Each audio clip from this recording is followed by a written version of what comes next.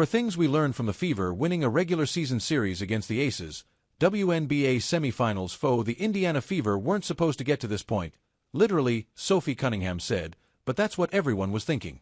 The Fever won the final 2 games of a first-round WNBA playoff series to advance to the semifinals for the first time since 2015. Better yet, they get the second-seeded Las Vegas Aces. That with 5 season-ending injuries that included Cunningham, superstar Caitlin Clark, and others. So much has changed since the Fever last played the Aces on July 24th.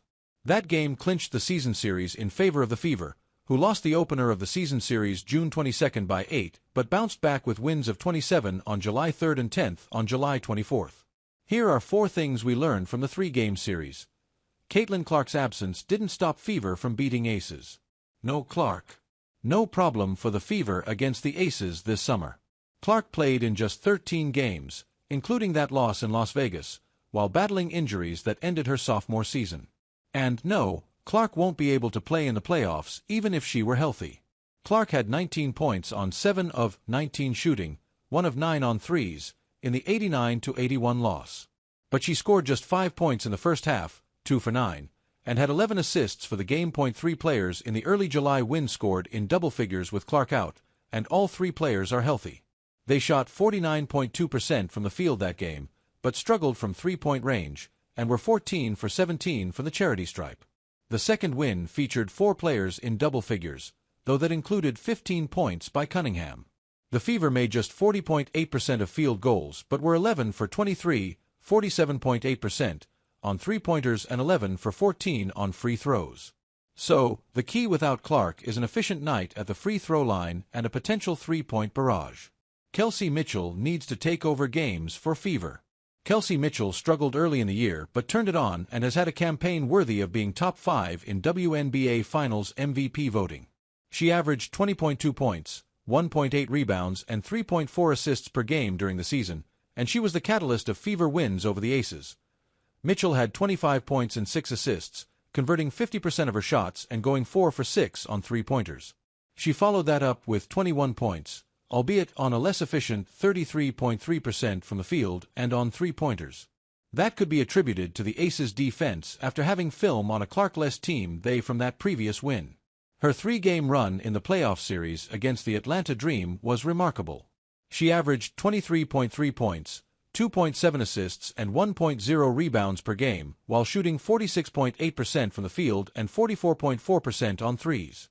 The Fever will need more of the same to upset the Aces. Aya Wilson alone can't lead Aces past Fever, but 3-point shooting would help.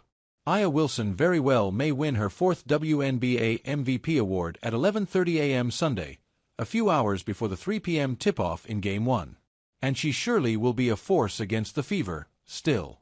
Though she was 21-1 against the team till the 2-game losing streak, she averaged 24.3 points and 5.3 rebounds in the 3 games against Indiana. During that blowout loss in which she scored 29 points, no other Aces player scored more than 6 points. Las Vegas was held to 26.2% shooting and 18.8% on 3-pointers. The next loss to the Fever? There were 2 more players in double figures, but the Aces still shot 13.3% on threes. Perhaps the Fever deploy fellow South Carolina Gamecock Aaliyah Boston to defend Wilson, and enlist help in the form of double teams and allows the Aces to live and die by the 3-pointer. Or perhaps she goes one-on-one with Wilson and they defend straight up to shut the other 4 players down. How a Fever team light on depth defends, and if the Aces can execute, may be the key to victory. Will home court be deciding factor in Fever Aces playoff series? Well, if the Fever are going to reach the WNBA Finals, as improbable as it may be, they will have to win on the road.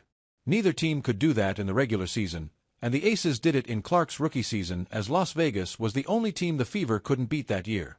The Aces also won 16 straight games to close the regular season. An 8-game road winning streak extended from July 27th. Though that streak was snapped in Game 2 against the Storm, the Aces seem well equipped to handle a noisy Gainbridge Fieldhouse unlike their previous 2 games this season.